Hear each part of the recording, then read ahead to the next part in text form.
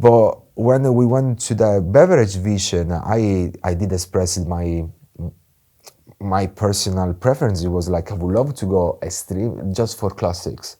The evolution will come after, but let's start with classic. Classic is like a safe bay because people love classics. Yeah, everybody loves. If you can do beautiful, well executed classics, it means that you know what you're doing.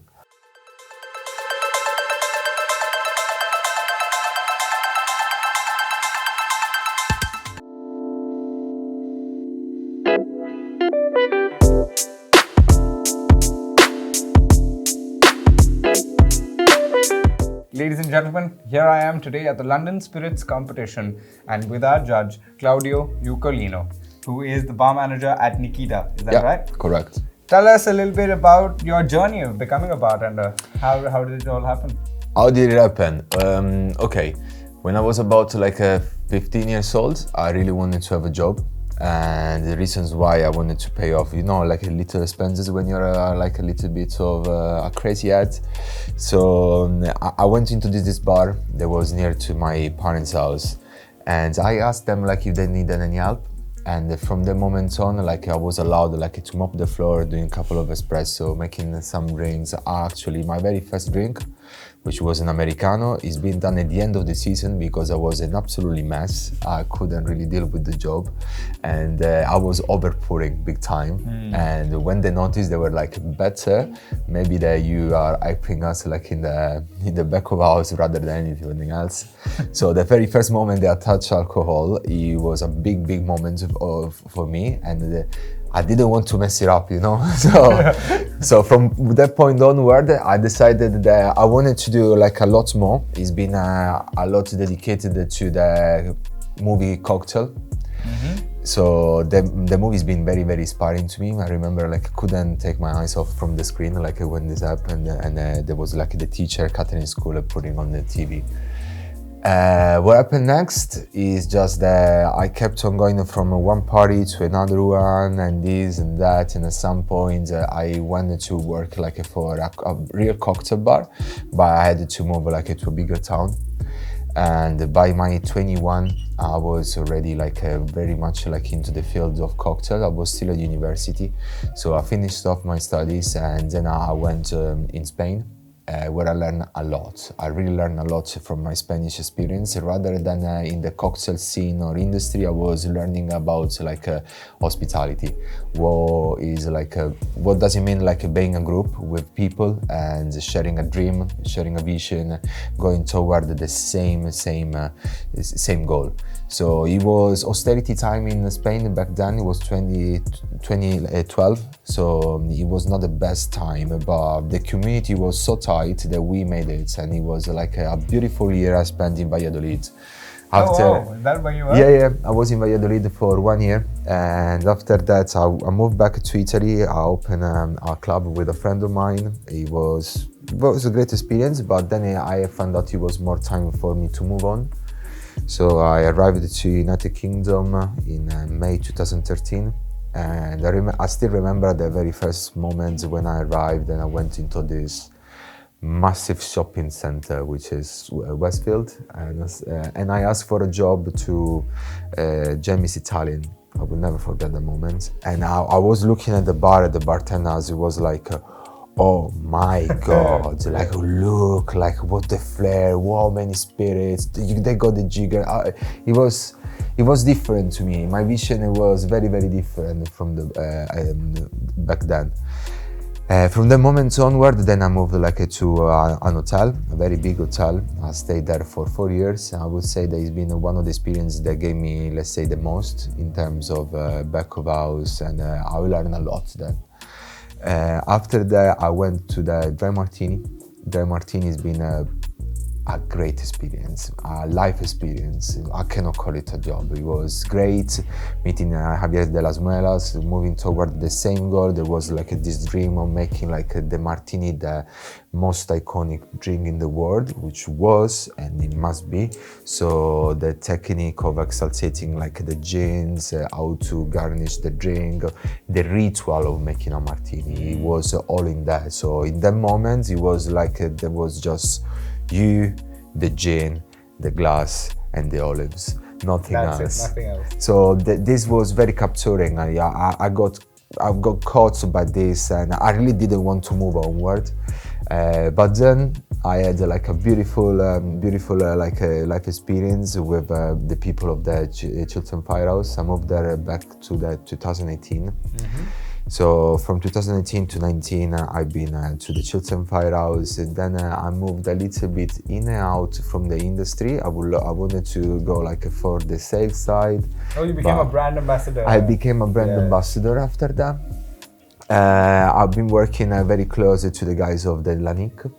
And this has been a cooperation that has been going for let's say a long time. Then I joined the forces and the army of Guillaume Glipin. We opened Louis, which was a beautiful experience. You know, like when we brought like this new concept from New Orleans down to London, everybody was having a couple of questions for us, like why would you bring like such a spicy, intense experience that comes like from a melting pot? Because let's be clear, like London is a beautiful melting pot, but the New Orleans was like the original melting pot when the hospitality started to grow up, where the cocktail became like a super popular. It was an habit, it was more than an aperitif. It was like, I'm going out, I'm having drinks, I'm having this kind of drink because it reminds me of that, because it's related to this kind of story, because that square, you see the square, it's got like a proper cocktail bar which is inside an hotel, and it's got like a cocktail that is dedicated to that, which was Vieux Carré, and then the restaurant. So this culture was so big that we wanted to bring it over like to London. A great journey that stayed with me like for like I mean we stayed together for longer than a year and a half, in and out between lockdown, because there was like a big part of this as well. And we started, and literally like 10 days after we shook hands and say like, hello, this is the team, lockdown happened. Oh shit. It was very bad to us, like because we in that moment we really bad to all of us So in this everything experience. was ready, like you had done all. We were like literally like 3 days from opening. Fridge is full, training's done, Stock has arrived, stock done, glassware uniforms in place. Like we were doing the trainings in that moment about like who was doing what and in which section, and giving like a different allocation to people, giving simulation and starting with the adjustment of the food. Where is like the prawn gonna be? Like how is like the chicken? Is this one? placement, everything. We were like at the last details. We were 3 days from opening. And yeah, that happened. So surprisingly, like the best parts of people might say like, yeah, everything went, allow me the term, bananas. Yes, it did went a little bananas, but it didn't go that bad, because at the end of the day, we managed to see us within 6 months from the moment onward. So we left in March, and we met again in August. August 2020, we did the opening, and it was not like half a term, not half a word. It was just like we were ready, the team was there. And even though like we've been through some, let's say, not troubles, but some situation, I believe that everybody's been through the same situation during lockdown. But we were the team. So the team was there, and it was impressive because during lockdown, a lot of people found different jobs. They had something else to look after. They had some different projects to follow up. Some of them opening this, that experience, but we were still there.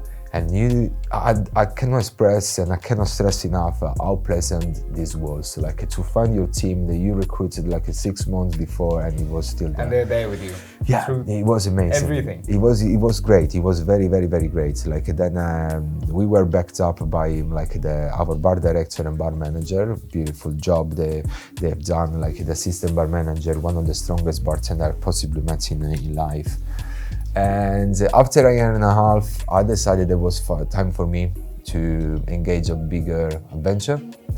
So I got contacted by another great guy, which I respect a lot, which is JP. And he asked me if I wanted to join his adventure. When he introduced me to his adventure, I couldn't imagine that he could put everything together of what I was imagining in one place. So my vision back then it was having a place where we could literally go and enjoy ourselves, and we did not have to clean after. So it's your house, it's my house, and we got our favorite spirit selection, we got our favorite chair, our favorite like wallpaper and so on. Like it is your own place, like where you behave the way how would you behave at home with your friends and so on. And on top of it is a speakeasy.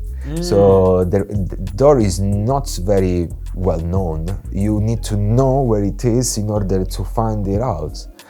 But when we went to the beverage vision, I did express my personal preference. It was like I would love to go extreme just for classics. The evolution will come after, but let's start with classic. Classic is like a safe bay, because people love classics. Yeah, everybody loves it. If you can do beautiful, well-executed classics, it means that you know what you're doing. And on top of it, the team was not that big. So we had to deal with the fact that we could do little steps, but all together and moving forward like as a group. And so in a couple of days, I had to take like a 2-foot decision. I had to move, and it was not immediate the transaction, because I advised within time to my previous workplace I was moving on. But really at that point when I said that, I really didn't know where I was going. To then December happened. December came in, and I had this meeting, we spoke, and a couple of days after I decided to move into this new adventure. And everything started to alienating, like planets on the skies. And now I'm still very much enjoying what I'm doing. And it seems like our guests are enjoying that too. So it's a members club, as I was mentioning, there are people, they are happy to come in, and the place is being designed around their desires. So there is their favorite music, their favorite DJ, and it's not about but how did you manage to put together members and ask them to each one of them. This is something that I really don't know in words how to explain, because it's been a work of art that the guys from the membership and JP himself did. So he knew every single person that was going to be a member. Oh wow! How many members are there? At the moment we're counting around more than 200 members, but we are growing and we open in December. So it's very pleasant to see the feedback from people, they are happy to be with us. It's such a nice name also. It's Nikita, right? Yes. Is it Russian influence? There is a concept behind it that is related to the persons they are opening, and they open the company. So Nikita is the lady, but Nikita is every single lady. Nikita is everyone. Nikita is us. So Nikita is our desire. Will you have to have now a lot of vodka-based cocktails? Is that something? This is we are mainly vodka, and vodka-driven. But it's not the spirits that we really want to have a shout for vodkas. We want to bring back the 90s. Nice. And the 90s is let's say that a decade dedicated to these beautiful spirits. So yes, vodka is a big part of us, caviar is a big part of us. The combination of a very, very, very old Russian tradition of having honey, vodka. How many types of vodkas are you doing? Generally, yeah, we go in total like 15 types of vodkas. Wow. Was it difficult finding suppliers for this? No, or no, no, no, no, very no, no, no. simple? It was not challenging, but different. Approaching vodkas with a non-branding mentality, but a quality mentality.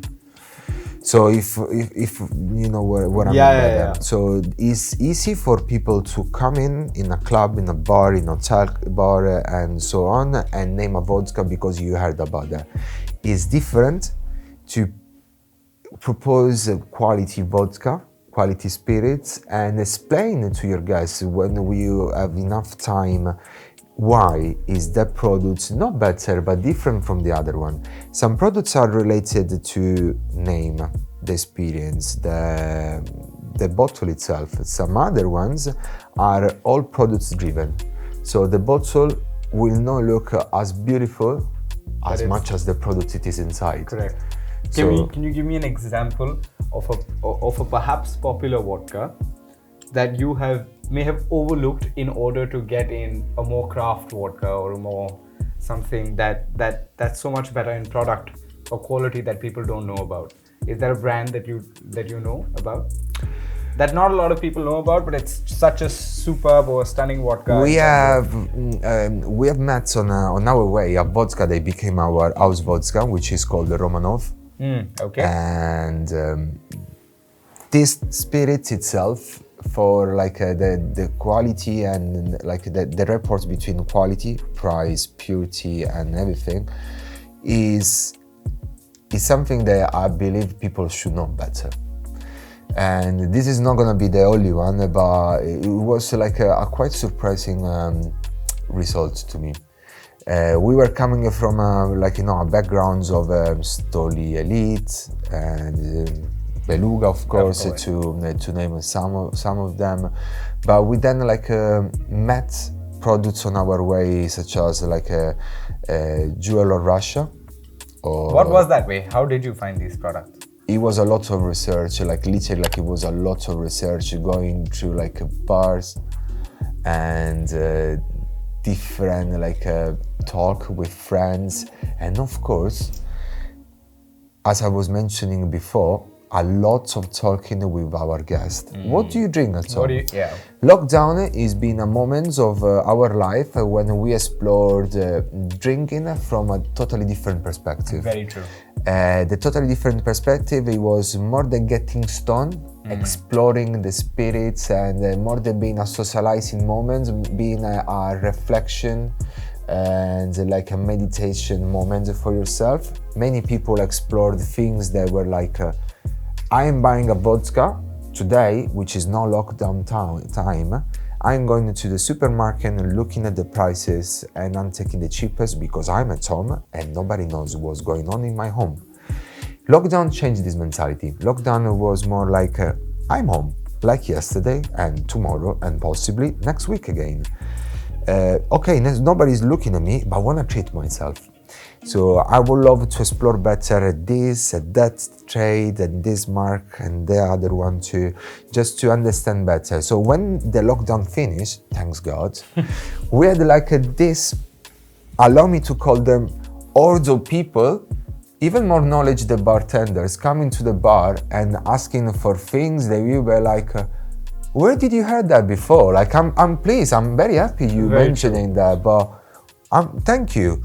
So what happened? Because during lockdown, I was needing for a glass at the end of the night. I was doing Zoom calls with people. I was doing trainings and this and that. Some of them, I heard stories from my guests saying I want to become a sommelier all my life long, but my busy lifestyle will never allow me to understand that. That happened a lot. Yeah, people going into, now you find people sat down on the table and the sommelier comes and they actually having an active discussion. It's not a passive discussion where the guest is of course I know, and inside him is I have no clue of what is he talking about. Yeah. Now there is an active conversation between a guest and sommelier. Yes, that's it's true. Just I've seen that myself. I would love to have this one. Oh yeah, the tannins are this and this and that, and people speaking about it. If I'm looking at 2018 and I would have mentioned something like wine d'orange, people will look at me and be this guy comes from Mars. That's true. As go like a wine John, comes from Jura, go oranges. Talk about Jura, they had no idea. That's people true. like you can do wine with oranges, and you're like no, wine d'orange means like ta ta ta ta ta ta ta ta. Now, as happened many times, the people are like having let's say monkfish or a little bit of delicate meat plates, and it comes with like have you got any wine d'orange? And you're like what did you say? oh How my do god, you know? thank you for asking about that. Like and you can actually have an active conversation. Very true. And it was not happening very often before. How important is it for a bartender to express his personality in the way he makes his drink? Absolutely. Like if this is not the main focus of a bartender, so to give an experience to guests, I do believe that he is not doing the right job. He possibly could refer it to something different that could still be in the hospitality, but more like, let's say, in accounts or something that is not on a direct contact with our guests. Like giving is possibly like the most important part of our job. Giving in terms of we are like I believe that the maximum of the expectation of a bartender is to be remembered. So That's to have true. like the guest coming back and look at him in the eye and say like, you know what I like. And inside the bartender is of course is dying, because let's say 3 times on 4 he's got lots of thoughts on his head, so he's gonna take a second to remind or remember like what was the drink, but that is super pleasant. That's true. You can ask like many bartenders, and many of us, we got black book, and this black book is related to, I do have mine, and my black book is about what guest, how does he looks like, what he's drinking, how does he likes it. It might maybe like back in the days it was more of a situation of being tipped, because when you remember things, people appreciate you better, they price you better, you're being rewarded on both sides, personally and on economic side. So yes, it was working back then. Nowadays is a lot more about I'll see you later. Yeah. I'll be around and I will see you later. It doesn't matter if it's gonna be in this venue or in another venue. We see us on the street. Like this is something that I've been in the industry since when I was mentioned before. I was 15 years old, and I've seen this massive difference being a bartender in early 2000 and being a bartender after the 2010, 2012. Where people actually are looking at you and you're like, he's the bartender. Before, That's true. you were different. You were like just the person who was pouring the drink. First, you were just the guy making the drink. Now you're the guy delivering the experience to that. You got a name, you got a uniform, you got personality, you part of the experience. That's true. And you are... And you especially have that look also. that look. Thank you for that. The whole, you're wearing some amazing socks also. Like the detail in your style is impeccable, I must say. Thank you, sir. Very kind of yours.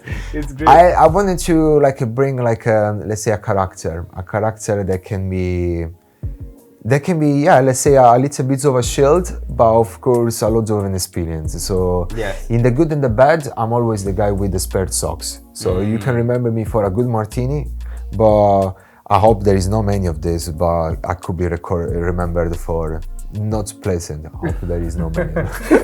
That's true. That's true. Since you have more spirits to taste right now, we'll gravitate more towards the last few questions. How has your experience been here today at the London Spirits Competition, and any feedback for us? Any feedback? I will say, like in first place, I am extremely thrilled to be here. Honestly, like it's amazing, and I've seen so many friends in those days that I was like, oh my god, like I didn't know that we were so many in the industry. A feedback for you guys, it was just great. Beautiful experience.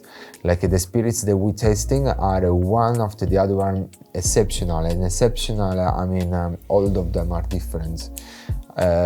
It's difficult from time to time, like when you have like a panorama of, let's say, 15, 20 spirits, they are on the same category, but they are they got changes, are very, very, very little changes between one and the other one, it can be a little bit challenging. But this is like the beauty of it. That's why I'm thanking you, because you go in more to the details, which is like something amazing. I really enjoyed this one, because it's not like, this is gin, it's got juniper, I feel like some citrus inside, it's zingy, the spices are regulated. It's more detailed. You need to go through it, like, and actually, like the testing and the smelling from one to the other one, it's helping a lot to find out like which one is the spice different from one to the other products. True. Gin, as much as like vodka, was extremely surprising going back to that, and some beautiful brandies. So like brandies is a category that, in my opinion, should explode. Should really explode. Like brandies, let's say, is like a magic pocket. This is how I like it to say. Like you really don't know what's inside there. You can see what it looks like from outside, but you don't know what's inside. It's so complex inside. And it's so complex. Like every nuance is different. You can have a look to different like colors, and you can have a rough idea about how it's gonna be. Like this would be like a more tasty, it would be like sweeter, it would be like a drier. But the only moments when you're gonna find out what's inside, that's the reason why I call it like this kind of magic part. Magic, is when you're gonna start testing it, or like the lees, the way how is like the yeast reacting, and how it's being distilled, and all this kind of difference, how many aquavits there are inside, and what kind of brandy or what kind of fruit, it makes a massive thick difference. Yes, absolutely. And even in your cocktails, then it can go so differently and everything. Yeah, this is something I've heard, and I'm gonna stress it. I'm gonna stress it once more.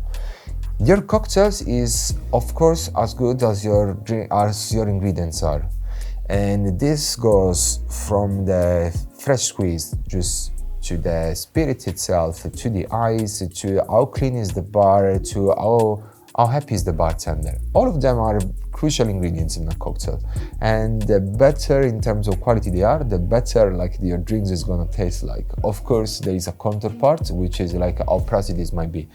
But I believe that nowadays we evolved to a point that we can afford to have like great drinks with great products for a reasonable price.